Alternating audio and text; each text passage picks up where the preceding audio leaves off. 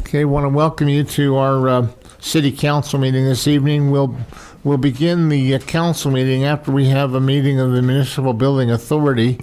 I will call that meeting to order now. And our business is to take a nomination for Secretary Treasurer. Do I have a nomination? I'd like to nominate Council Member Brett Hales. I'll second. Well, you guys did that so darn quick. You don't get to do that. Motioned and seconded. All those in favor? Wow. Aye. Aye.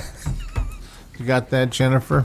Okay. If I would have said no, I would have still had to do it. I'll take it.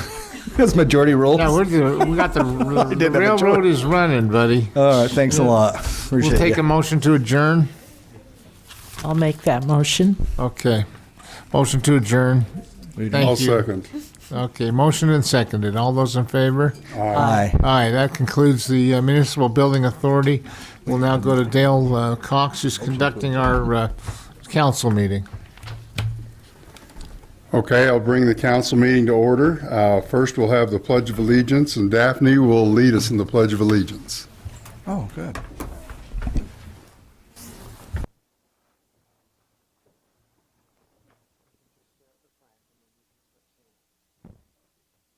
Pledge allegiance to the flag of the United States of America and to the republic for which it stands, one nation, under God, indivisible, for liberty, justice for all. Thank you, Daphne. Okay, we'll move on to approval of the council meeting minutes for September 3rd. I'll take a motion if there's no changes. I'll move that we approve, I'm just looking for the date, sorry. September minutes for September 3rd, 2019 council minute. I'll second that. All in favor? Aye. Aye. Any opposed? Ayes have it. Thank you. Okay, we'll move on to special recognition. Consider a joint resolution of the mayor and municipal council of Murray City, Utah, to designate and support the week of October 16th October 6th through the 12th, 2019, as Fire Prevention Week. Mayor Camp and Assistant Chief Joy Middleman presenting.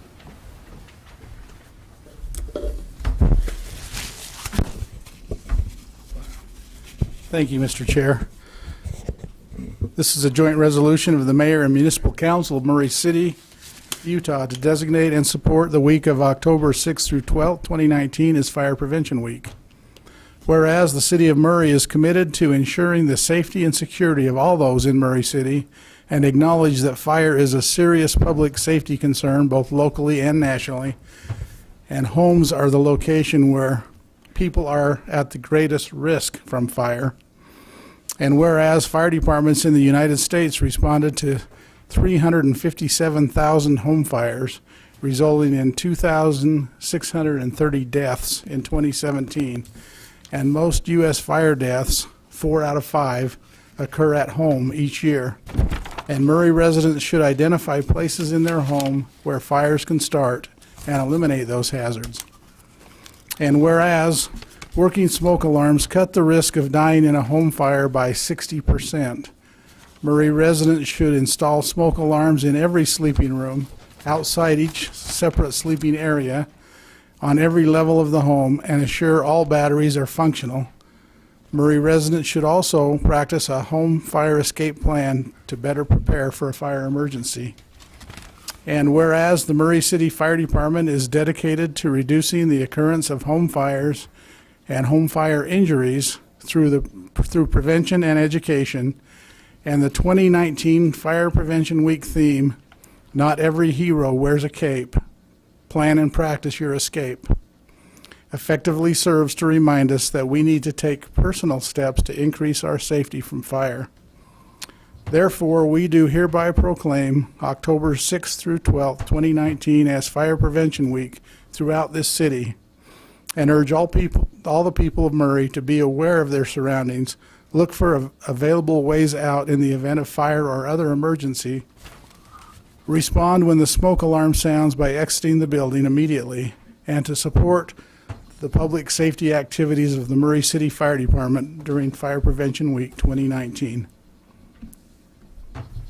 And that's the resolution. Do we have any comments, any questions? I'll take a motion. I'll move to approve the joint resolution of the Mayor and Municipal Council of Murray City, Utah, to designate and support the week of October 6th through 12th, 2019 as Fire Prevention Week.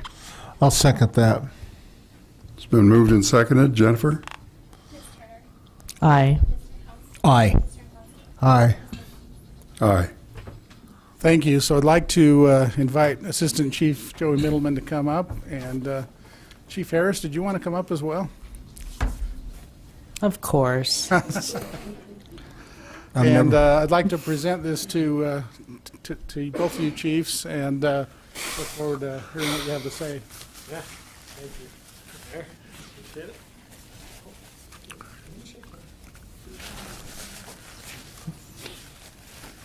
All right, we'll have Chief, if you'll hold that. First of all, I want to thank you guys for the opportunity to declare this Fire Prevention Week coming up, starting officially on Monday. Actually, I think it starts officially on Sunday, is the 6th. So it starts on Sunday. We'll all be home relaxing and doing our best. However, starting on Monday, we're going to have some fun stuff planned for the city, and that's what I want to talk to you guys briefly about. And then anybody also watching council meeting, maybe this will help spread the word out for what is to come to play. We have 3 different areas that we reach out to the community for fire prevention. But before I get into that, one thing that I really want to make mention and hit home. Last year, after Fire Prevention Week, we had something a fire that ended up taking a grandma and a little daughter's life, if you guys remember that. And that was really kind of it was a hard time for, I think, the fire department. It was a hard time for the family. It was a hard time for the school. And so I realized then how important this week is, how important the opportunity is to reach out to the community and the fire prevention that can happen. As the mayor read that report, there's thousands of deaths throughout, and our goal is to reach out. So after that, we partnered up with American Red Cross, and between George, I like calling him Fireman George, because everybody knows him as Fireman George. Between him and the crews, they did over 78 smoke alarm installs in different homes throughout. And these were all free of charge. They're done by donations through the Red Cross. They give them to us, and then we're able to install them as we go out on calls. We recognize, that's one of the things when we're in a medical call, we recognize, hey, there's no smoke alarm in here, and then the captain will offer to install them and or refer them to George, and they can reach out to us. So anybody that's listening, if you know you're struggling, whatever it might be, you can't afford that smoke alarm, there's a way to get them. And you're always welcome to contact us in fire prevention. Now, getting to the fun stuff is we have a couple of little handouts for you guys. We reach out to the second graders, and I wish I would have planned this, but this is actually my second grader, Daphne. And so she's going to hand you guys out a pencil and then also a little packet. Can you do that by yourself there? Okay, so I'm going to hand out. Is my voice being recorded, or can I just talk loud? I'm kind of a loud talker. I can hand it out for you. Okay, fair enough. All right, Mayor or Chief. Yeah, I call everybody something else. Yeah. Freudian slip. Got it. Mayor. No, got it. That's right. All right, you can stand. You can go with him. So every second grader, we spend 45 minutes with them in school, and we make it fun because, as you can imagine, a second grader's attention span isn't large, but between our crews and fire prevention, we'll entertain them with the Fireman George's fire alarm. We'll do a little fireman workout. We'll practice an escape drill, and we reach out, and these are done in assemblies anywhere from 60 kids to 120 kids is our largest school. So we have a good time with them. Hopefully at the end they kind of get used to firemen, and they also pick up some safety tips, and we give them this homework assignment. So this is also your guys' homework assignment as you guys are here with your families. And part of that is a smoke detector alarm test once a month throughout the year, making sure that your batteries are good. We always encourage the time of I'm drawing a blank, daylight savings time for you to change your batteries. But anyhow, we also encourage you to test it. My second one is we're reaching out with the library with Kim, and we'll be there almost every day of the week during preschool reading time at 10:30 throughout the week. And then our final one is we'll reach out in the Senior Recreation Center. We'll be there on Friday if you guys are looking for a fun lunch at 11:45. We'll be talking to those folks. So other than that, thanks again. I love this week. I really appreciate it. It's out of all the paperwork and all the other stuff we do, reaching out and hanging out with kiddos is pretty fun. So it's a little glimpse. So thank you very much. Chief, Middleman, let me ask a question. So what if people can afford doing that, but they just need help installing where to put them? And is that somewhere Yes. online or I mean, that's So there is stuff online that'll tell you inside of every room in the house, and then outside of like main gathering areas. Where? Okay. Is also another good, and it should be interconnected depending upon the year of your house. Okay. But they can also reach out, and we're happy to filter questions. And my number's on our phone tree that calls into fire prevention of that 2780 number. Okay. And so we're happy. I haven't been overwhelmed by phone calls yet. I'd be surprised if this takes you one. So Thank you for that. That's a great opportunity for Murray to be able to partake of. So thanks. Appreciate Thanks. it, Councilman Hills. Thank you. and thanks, Daphne. And thank Daphne, yep. I'm glad you moved that mic up so your dad would talk a little clearer into it. Okay, before we go to citizen comment, I would like to excuse Councilman Brass. He had some surgery. He'll be off for a week or two. I don't know, maybe he'll be back next week, but he had some surgery last week, and all other council members are here. We'll move to citizen comments. Keep your comments to 3 minutes. Jan, if you have a comment, Jan has a form, would ask you to fill out. Be aware that we can't speak on things that aren't on the agenda, but we will listen, and if we can find somebody to answer your questions or get back to you, we will. So is there anybody for citizen comments? Seeing none, we'll move on to public hearings. The first public hearing, consider an ordinance amending section 13-48-050 of the Murray City Municipal Code relating to stormwater utility fees. Danny Astle presenting.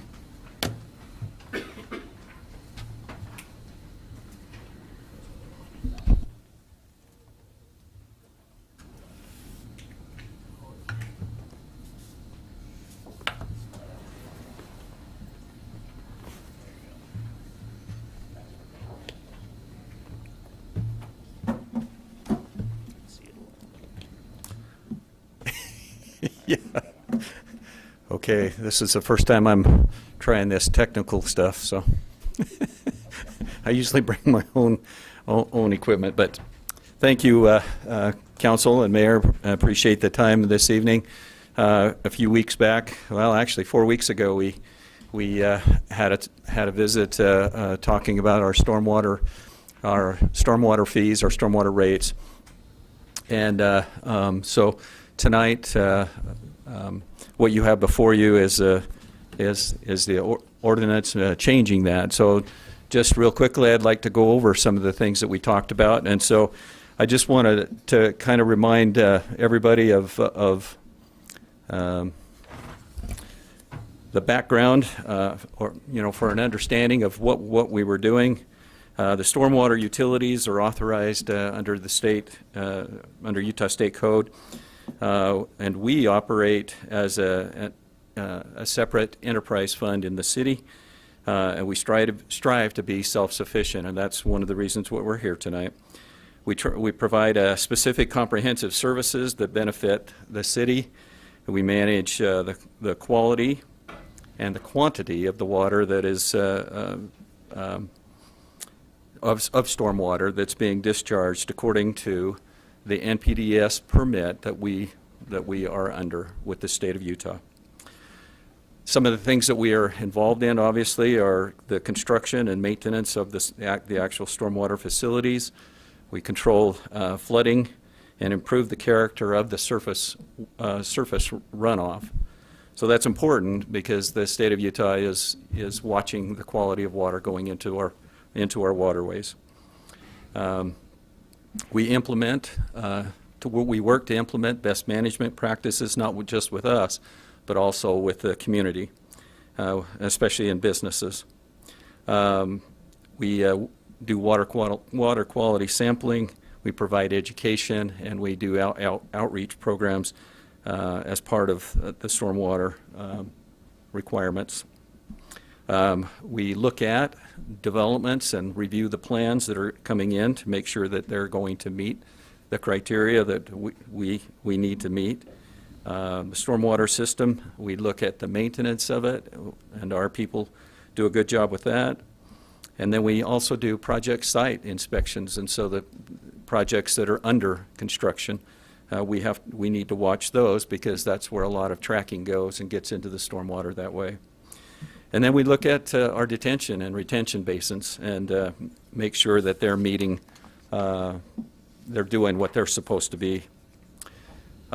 So the approach that we took in our rate review and rate study, of course we reviewed our master plan to understand the levels. Number one, our levels of actual service that we give and our requirements under the permit. We review find our deficiencies, so we develop an actual water model of how our stormwater operates and how much it can handle and what needs to be done to fix those problems. We reviewed our existing rates and how that was meeting our needs financially, and then we developed a financial model to perform. So we performed a comprehensive analysis of our current and future needs, or what now the buzzword is a revenue sufficiency model. We developed alternatives and options going forward, and that's what we presented to the City Council 4 weeks ago. In the Stormwater Master Plan, we presented to the Council on Committee of the Whole on February 5th of 2019, and then the Master Plan was adopted in February. And since then, we've been working on this rate, going through the rates and making sure that we got all of the information and did everything well. The rate study we visited with you on August 27th, and so what you have before you tonight is the recommendation or the adoption of the chosen option. So why is this necessary? Well, we get the growing costs due to the increased operating expenses that we have. Equipment's really expensive not just to maintain, but to purchase to begin with.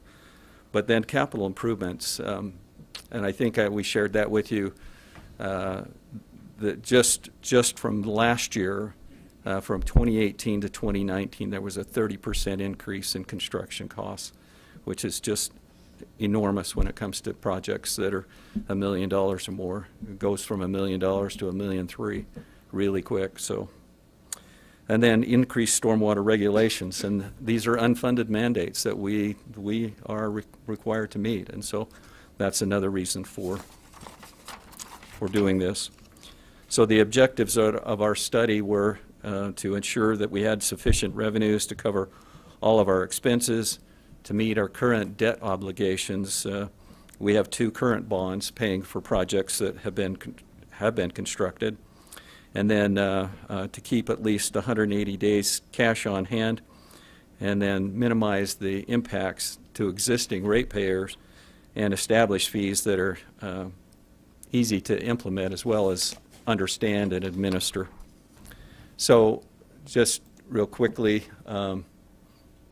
went through that already. So these are just some, one more. These are just some of the projects and pieces of equipment over the next. This is just a 5-year look. Now, if we looked at a 15 to 20-year look, is what we actually put together, and it would scare you just the number. So we're doing it on a 5-year plan, so, and trying to be as reasonable as we can. And then last of all is the option. Option 1, or the preferred option, was in beginning in fiscal year 2021 to have a dollar increase per ERU or $12 a year. And then after that, beginning in fiscal year 2022 to 2025, to increase an additional 65 cents per year to. Danny, can you go back to that previous graph? Maybe. Okay. Thanks, Melinda. That one, okay. What is it? Do you know off the top of your head what the total is of those projects? Of these right here, I don't have. If not that those, in what is front it of me. for everything? For right here, we're probably close to $4 to $5 million. So half of that is that 725 East repair. Uh-huh. Okay. Yeah, and that particular one is in year 5 of this plan. And we're looking, and in the meantime, we're looking at other options. And so we may come up with an alternative to that, but we're looking at worst case scenarios right now. If we do the project as the model shows that we need to, that's what it would cost us. Okay, thank you.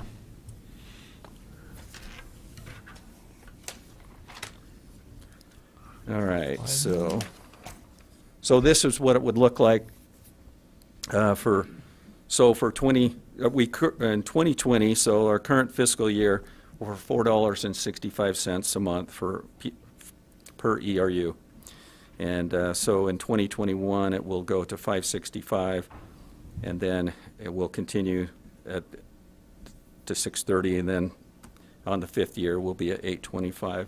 And just to kind of give you an indication of where we're at in comparison to other cities, and we put this slide together, and you can see that Murray's current rate, we're third to the lowest of all of the communities close by, and even at the 565, we're nowhere near even midpoint.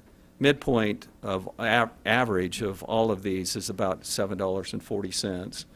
So even in our 5th year, we're just barely over that. So we think that we're trying to be as fiscally responsible as we can and still meet our needs and requirements going forward.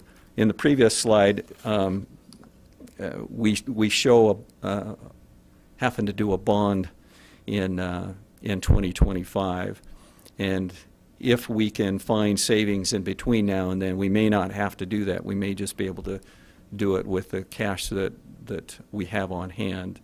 But just in case the financial model shows that we will probably need to do that if we build that $2.5 million project. So I'm glad to answer any questions if you have any at this point in time. But what you have before us is the ordinance in your package. I have a question. Okay. I have a question. It's probably obvious, but I'm not sure. What is an ERU? Everybody asks that, so I should have said that, but to begin with, it's equivalent residential unit. So what we do is we've determined the average household, average property is going to give us so much runoff. And then we base all ERUs on that same number, on that same square footage that is developed. And then we apply it to every single home and then every single business related to that as well. So any hard surfaces that are there, that's what we're talking about. So every square foot of hard surface, it equals so many square feet equals an ERU. So the mall, for example, would be, or IHC, these big parking lots, churches, all of these would all go up per every single ERU that they're being charged for now. Okay, so even those that are tax exempt or nonprofit, they still pay ERUs then, right? I believe so. Okay, so it's a very fair way to It is. to make that determination. Okay, Right. that's what I was. Thank you. Okay. Any other questions? Okay. Thank you. I got a comment. Thank God we don't live in Pleasant Grove. It was a little high there, wasn't it? Thank you. All right, I'll open this up to public comment. Does anyone wish the same rules apply as we had in citizen comments? Does anyone from the public wish to speak to this?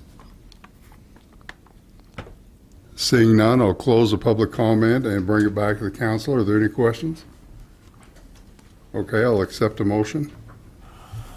I'll make a motion that we approve an ordinance amending section 13.48.050 of the Murray City Municipal Code relating to stormwater utility fees.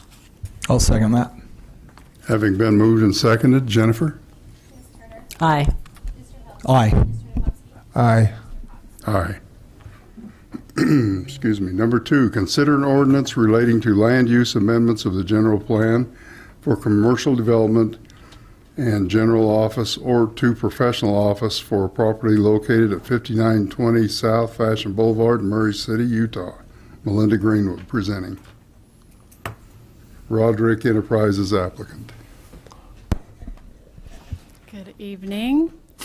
We are here tonight to discuss the general plan amendment from office to professional office for 5920 Fashion Boulevard. I believe we do have a member, or the applicant, is Ben Wheats here tonight? Okay, I thought we would have a member from the applicant here, but this item was actually, we had, was it the September 5th council meeting? We approved a zone map amendment. Typically, we have these two items combined, but we had an oddity that night, and we didn't get the proper notice sent out to the residents, the property owners nearby, and then also on the meeting agenda. So we are here tonight going over that general plan amendment that was not done that evening. So this is just an aerial view of the property. And this shows, right now, this is the future land use map. It shows that it will be moved to professional, or the future land use is the professional office zone. Huh. We also have here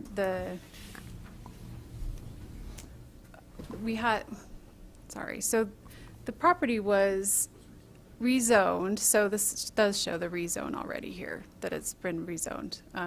So we're kind of doing this backwards, where we're having the general plan amendment after the fact. So, we did have, this was sent to the Planning Commission. They had their public hearing. They forwarded a positive recommendation to the City Council. And the findings, we have determined that this fits within the general plan goals and guidelines. And let's see.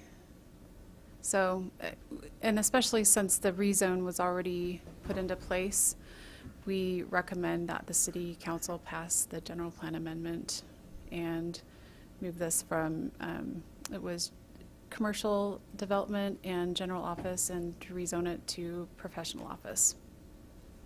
So if there's any questions, I will try and answer those, or again, I don't know if there's, if the applicant's here. Oh.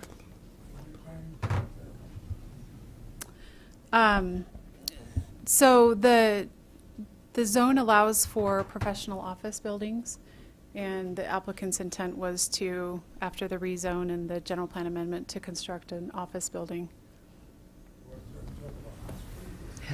Can you please wait till the public comment and you can come up and ask your question and be on the record? The question was what we're going to put up there, but this is just dealing with the master plan. Yeah, so this is for the zoning and the use of the property. This is not specific to an actual project. So that use will come later, but the zone allows for general office buildings. Melinda, will that be another meeting for the planning and zoning? Yes, there will be a public hearing held for a conditional use permit, as all new buildings in the professional office zone. So when they decide what they're going to do, then they come before the planning and zoning? Yeah, so Okay. when the applicant submits an actual project, we'll have another public opportunity for public hearing to look at the specific project and not just the zoning and the uses of the property. All right, thank you. Any questions for Belinda? Okay, thank you. And the applicant isn't here, I assume? Okay, we'll open to public comment. If you'd like to come up and speak, we need to have it on the microphone so we can record it. I see none. We'll close the public comment, bring it back to the council. Any other questions? Okay, I'm open to a motion. I will move that we approve the ordinance relating to land use, which amends the general plan from commercial development and general office to professional office for the property located at 5920 South Fashion Boulevard. I'll second that. It's been moved and seconded. Jennifer? Aye. Aye. Aye. Aye. Okay, next on the agenda, consider an ordinance, and I'll probably have to take a drink in the middle of this one. Amending sections 17-146-020, 17-146-030, 17-146-040, 17-146-050, 17-146-080, 17-146-090. I'm not through yet. 17-146-110, 17-146-120 of the Murray City Municipal Code relating to mixed-use zoning district. Melinda. So last time I turned the time over to Jared Hall and stated that he was the resident expert, and he was very happy with that. So he was going to go home and tell his wife that he was the expert. So I'm going to do the same thing again tonight. But many thanks to Jared and my staff who have worked hard on amending this ordinance, as well as the attorney's office who has reviewed this for us. He is kind of the workhorse behind all this, so I'll let him give you the details.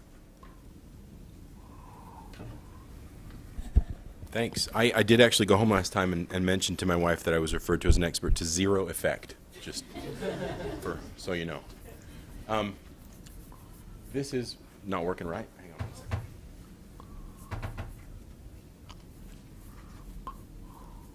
I'll get it right in 1 second. I have to do it my way or I can't make it work. Okay, so this is the mixed-use zone. And as Councilman Cox read off, it affects many different kind of subsections in that zone. The first one of them is definitions. It's kind of like when you start a simple remodeling project on your house and it kind of balloons and escalates into more stuff. It happens that way. We start with definitions. We had to based on the different things that we were doing, making changes to this zone to kind of update it and make it more user-friendly. Make it more development friendly so that we could get some things going and make it more compatible with different areas of the city instead of just around the train station. One of the things that we found that we first needed to do was define transit stations. We have 3 different transit stations in the city at Fashion Place West, where the rail comes through and makes stops. Fashion Place West, Murray Central, and Murray North, that everyone refers to as Fireclay. So we define those stations. Horizontal mixed use versus vertical mixed use we'll get into first, actually, in the slides here. We have to define those kinds of things. And then also public streets and private streets, as was mentioned in the committee of the whole. When we talked about this, we've thrown those definitions in as well. So those definitions for streets actually come right from our subdivision ordinance in Title 16. So we wanted to be consistent throughout, so we placed those there. As I mentioned, we wanted to look at vertical mixed use versus horizontal mixed use. So in this first slide, this is a picture of vertical mixed use. A mixed use development and a mixed use zone is kind of created to enable a mixed use development. Mixed use development is any development where there are commercial uses and residential uses in the same building or on the same project. You have to subdefine them as vertical and horizontal, because in a vertical mixed use development, that's what people typically picture: commercial development on that main floor and then residential units up above. In a horizontal mixed use development, as pictured kind of here, you have a large area of commercial development, office and retail and some entertainment, and then a section of housing development that goes with it, but it's not over that commercial development, it's in the same project. So horizontal mixed use is when there's multiple components, but they're not contained in the same buildings necessarily. So we defined those two things that way. Another thing that we did as a part of this update was to propose that we implement a density grading sort of plan. We, in the mixed-use zone prior to this, there have been no caps on density. It's simply controlled by the factors of the site, how much you can park, how easy it is to get traffic in and out, that kind of thing. So we've proposed that within a quarter mile of a transit area, you see these are the three transit stations: Fashion Place West, Murray Central, and Murray North. Within 1/4 mile, that's the 100 units per acre that we would typically see. That's a pretty, I don't want to say industry standard is the wrong term, but we say it all the time for planners. That's sort of industry standard. You're not going to want to be able to handle 100 units per acre outside of that quarter mile of a transit area. You can't get, it starts to impact traffic and parking too much. Half-mile radius, we suggest that drop down to 80 units per acre as a maximum density. The 1 mile radius, that should drop down to 50 units per acre, and outside of 1 mile, if there is a mixed-use zone and a mixed-use development implemented, it ought not have a density greater than 40 units per acre. That's what we've suggested thus far. This next slide is just to show you right around the transit station, that 100 units per acre would be only for those projects located really with direct adjacency or immediate adjacency to that station. Outside of that, it starts to drop back in terms of density. We talked about vertical mixed use a little bit, and one of the reasons that we wanted to define vertical mixed use and horizontal mixed use is that we hadn't done that previously, and so it had impacted our ability to sort of anticipate development and how that would work. One of the other factors that we changed in relation to both of those things is that our ground floor commercial requirements were pretty restrictive. We couldn't find another requirement as restrictive anywhere in the country, really, as we looked through different codes. 75% of the ground floor of any residential building has to be commercial under the current code. What we've proposed is that we redefine that slightly to say that 75% of the ground floor for a depth of 40 feet, where it faces a public or private street, needs to be commercial. Where you don't have street frontage on a deep property, it's difficult to produce that viable commercial space. I'm going to show you that a little better in the next slide, but that allows us to do a couple of things. The rest of the depth of that building can be used for some parking, so you get this tuck under parking like this that really helps projects, and you have additional things you can do. If you have a really deep property, like in this next slide, for example, here, this is an example actually of right here on the right is an example of a horizontal mixed-use property, but we can use it to talk about that depth problem too. You can see how long and deep the property is. If this were a big apartment block or something, it would be really tough to do a ground floor commercial that wasn't facing that public street. You really need that public street frontage for that to be successful.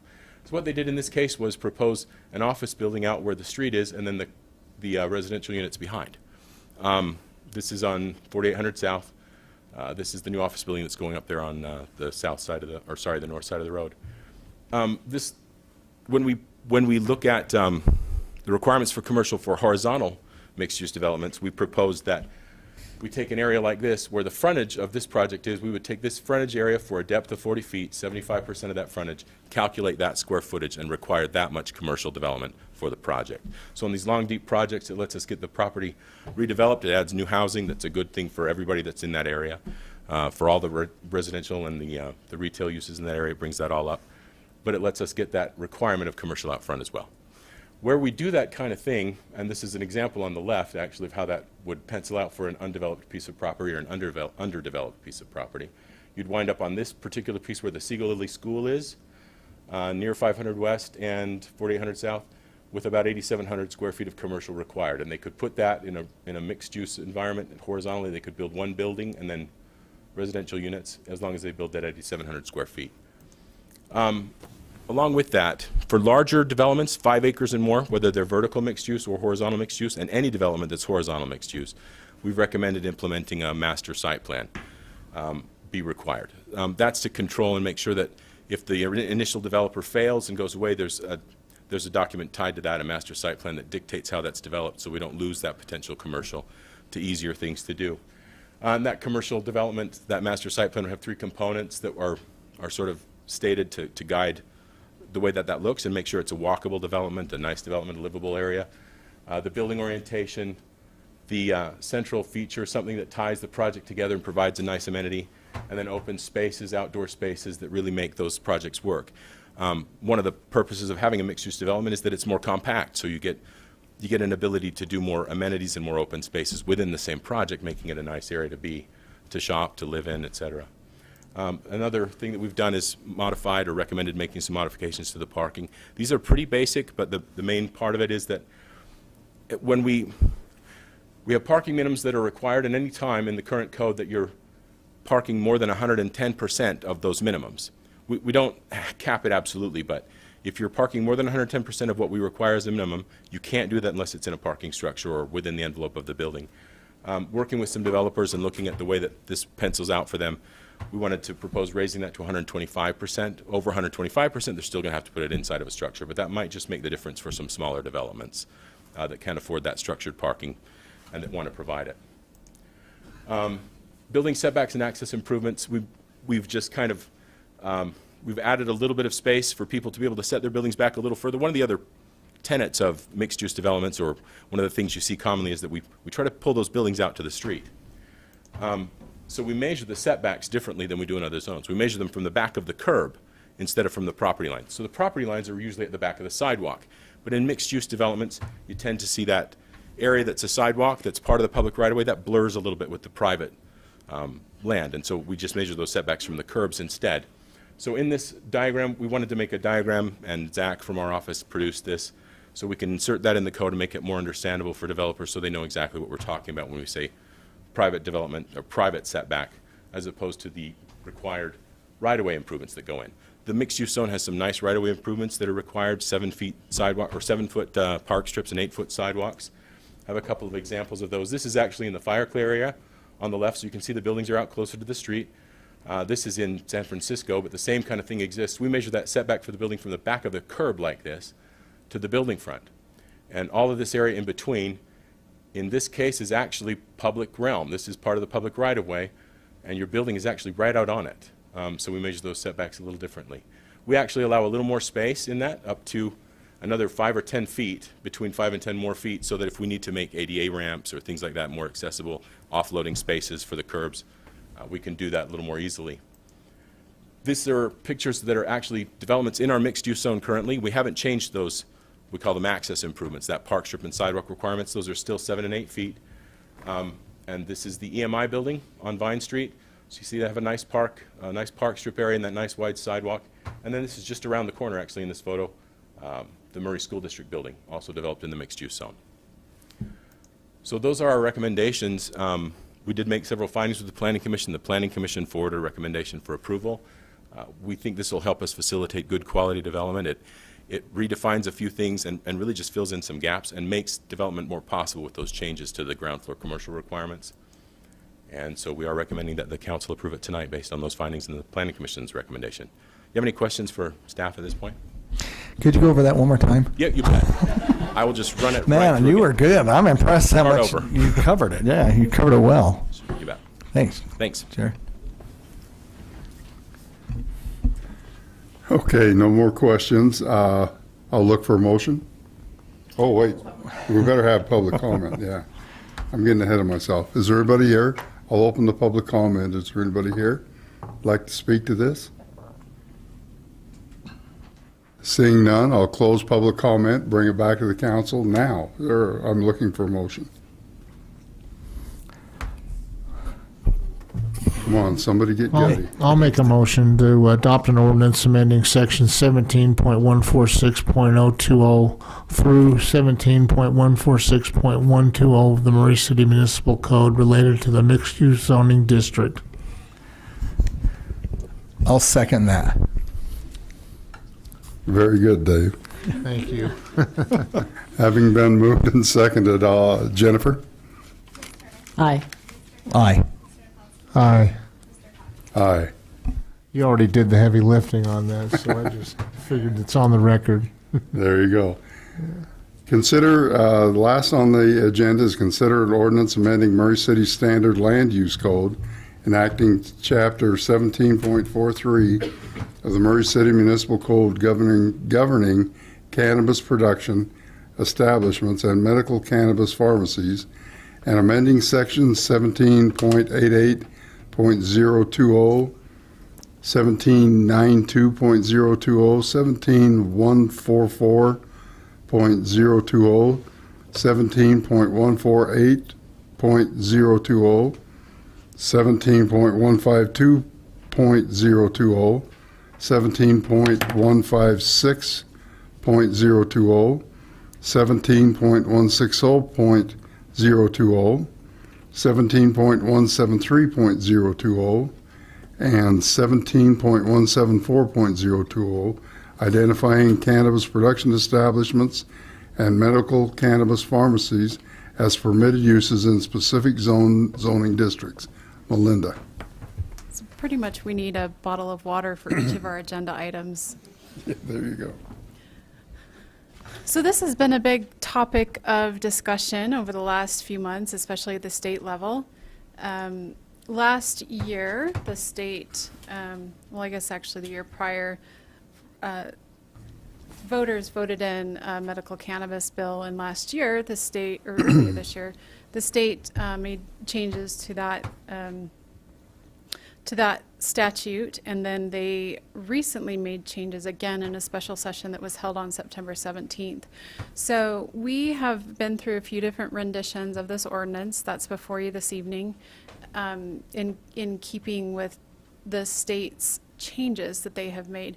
So let me just go through this. One of the things that we need to do with how our land use code is structured is add in codes for the standard land use code. We have a separate document that defines all the different types of uses within properties, and we did not have a designation for cannabis production establishments, nor did we have ones for medical cannabis pharmacies. So one of the main items in this ordinance amendment is adding those two into the standard land use code. Next, I want to talk about the cannabis production establishments. Earlier in the Committee of the Whole, GL went over some of the changes that the state has made. But essentially, the state has required that cities allow cannabis production establishments as a permitted use in industrial zones or in agricultural zones. So the previous rendition and the one that the Planning Commission had seen had that listed as recommended as a conditional use, but we can no longer have that as designated as a permitted use. And another thing I just want to point out, and I'll have some maps that'll kind of give you a little bit of an idea of this, but the state has come out with distance requirements and says that the production facilities may not be located within 1,000 feet of a community location or within 600 feet of a zone that's primarily residential. So that is what this next slide is about. We've also entered into our ordinance on the cannabis production and cannabis pharmacies. We have said, hey, these are all of the zones within Murray City that are primarily residential. So the production facilities and the pharmacy facilities would not be able to be located within 600 feet of any one of these zones, since they are primarily residential. So that's where you got all of those numbers that Councilmember Cox read over earlier with the different zone designations. Next, we'll talk a little bit about the cannabis pharmacies. These were always intended as a permitted use within any zone except for those that are primarily residential. We went over those on the last slide. And then the state did change some of the distance requirements, and so Just as an FYI, the state allows cannabis production pharmacies within 600 feet of a community location, and then they need to be at least 200 feet within a primarily residential zone. So we had our GIS division put together a map that gives us a fairly good indication of where these establishments could potentially be located. I do want to point out that the maps are based on a radius distance from the zone of the property or the use of the property. They are not based on an actual pedestrian route. So this is a fairly accurate depiction, but we'll have to look at each one on a case specific to see whether or not they actually are allowed based on the requirements that the state has put in place. So this just shows the cannabis production area and kind of shows there's a few locations. This cream color up here is where those locations would be allowed. So up in the north end of the city where we have our manufacturing zone, and then there's a smaller pocket down on the south end of the city. And then here is a map of the pharmacy areas. It's kind of similar. Again, we're looking at that location where there's no color, where it's just kind of cream. So you can see the distance requirements that the state has put in place. It is a pretty big limiting factor on where these can be located. So the findings we've gone through, we found that this is compliant with state code. And they are consistent with the purpose of our current land use code. And then this was heard again by the Planning Commission in, was it July, or was it August? So this was heard in August. They did forward a positive recommendation. Again, a different version of the ordinance is before you tonight, but that's based on the changes that the state legislature made a few weeks ago. So those things that were in the code that was presented to the Planning Commission essentially were removed, and we're left with this proposal of the ordinance that is in full compliance with the state the changes that the state just put into place. So with that, our recommendation is that you adopt the ordinance as proposed this evening, and if you have any questions, I'll try and answer them, or GL may be able to answer some too. Are there any questions? Okay, I'll open it up for public hearing. Does anybody wish to speak to this? Seeing none, I'll close public hearing and bring it back to the council for a motion. I'll move that we approve the ordinance amending the Murray City Standard Land Use Code, enacting Chapter 17.43 of the Murray City Municipal Code governing cannabis production establishments and medical cannabis pharmacies, and amending sections, and I'm just going to refer to the sections that Councilmember Cox read at the beginning.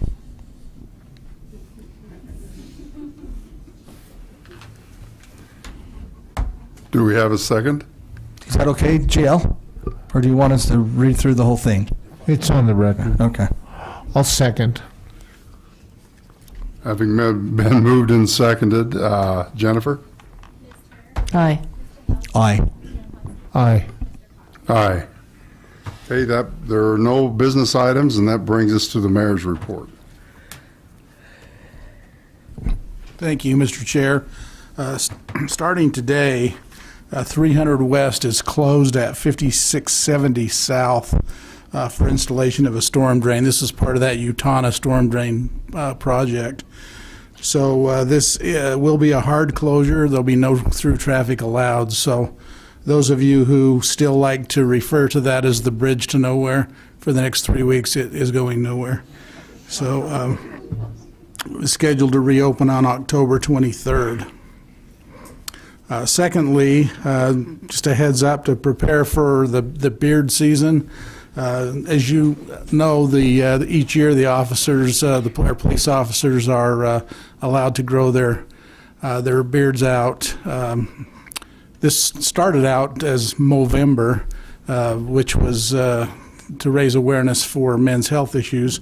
It was extended last year through December and has been extended by the chief this year for October, November, and December. But for each month that the officers are allowed to wear their beard, and it's not just to look like GL, although that's what some of them have indicated that they like, but it's in exchange for a charitable donation to the Victims Advocate Emergency Fund, so it's for a very good cause. So expect to see our unshaven officers through the end of the year anyway.